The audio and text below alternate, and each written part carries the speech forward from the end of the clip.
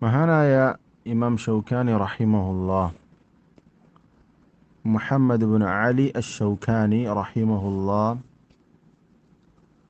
മഹാനായ പണ്ഡിതനാണ്. അദ്ദേഹം ഹിജ്റ 1250 വഫാത്താകുന്നത്. ഏകദേശം 200 വർഷങ്ങൾക്ക് മുമ്പാണ് അദ്ദേഹം വഫാത്താകുന്നത്. അദ്ദേഹം പറയാണ്, ഇന്നൽ ബാത്തില വഇൻ ളഹറ അലൽ ഹഖ് ഫി ബഅദിൽ അഹ്വാലി വഅലാഹു فإن الله سيمحقه ويبطله ويجعل العاقبة للحق وأهله.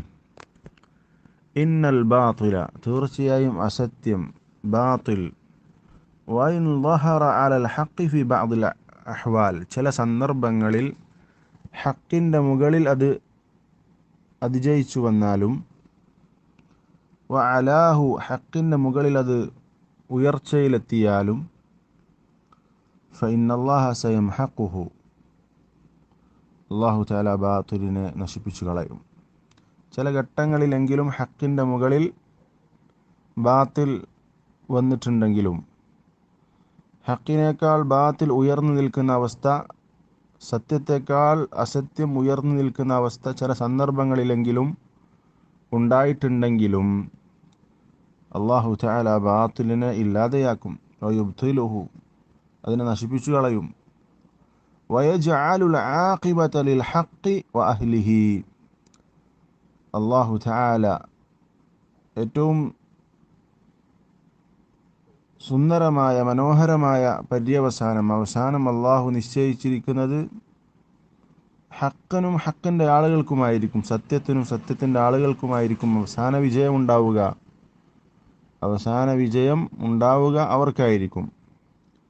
നല്ല പര്യവസാനം, മഹ്മൂദത്തായ ആഖിബത്ത്, അത് സത്യത്തിനായിരിക്കും, സത്യത്തിൻ്റെ ആളുകൾക്കായിരിക്കും. ചില ഘട്ടങ്ങളിലെങ്കിലും സത്യത്തിൻ്റെ മുകളിൽ അസത്യം ആകുന്നുണ്ടെങ്കിലും അവസാന വിജയം അത് ഹക്കിനും സത്യത്തിനും സത്യത്തിൻ്റെ ആളുകൾക്കുമായിരിക്കും എന്നാണ് ഇമാം ഷൗക്കാനി റഹിമഹുല്ലാഹ് പറഞ്ഞിട്ടുള്ളത്. അപ്പോൾ ചില ഘട്ടങ്ങളിൽ ബാത്തിലിൻ്റെ ആളുകൾ മികച്ചു നിൽക്കുന്നത് കാണുമ്പോൾ നമ്മളതിൽ പ്രയാസപ്പെടേണ്ട കാര്യമില്ല. അവസാന വിജയം അല്ലാഹു തആല ഹക്കിനും ഹക്കിൻ്റെ ആളുകൾക്കുമാണ് നിശ്ചയിച്ചിട്ടുള്ളത്. ബാത്തിലിനെ അല്ലാഹു നശിപ്പിച്ചു കളയും, ബാത്തിലിൻ്റെ ആളുകൾ അല്ലാഹു തആല തകർത്തെറിയും എന്ന് വിശ്വാസി മനസ്സിലാക്കണം. അത് നമ്മെ സംബന്ധിച്ചിടത്തോളം നമ്മളെപ്പോഴും ഓരോ വിശ്വാസിയും അവിടെ ഹൃദയത്തിൽ കുറിച്ചു വെക്കേണ്ട ഒരു കാര്യമാണ്. അവസാന വിജയം ഹക്കിനായിരിക്കും, സത്യത്തിനായിരിക്കും, സത്യത്തിൻ്റെ ആളുകൾക്കായിരിക്കും എന്ന് മനസ്സിലാക്കുക.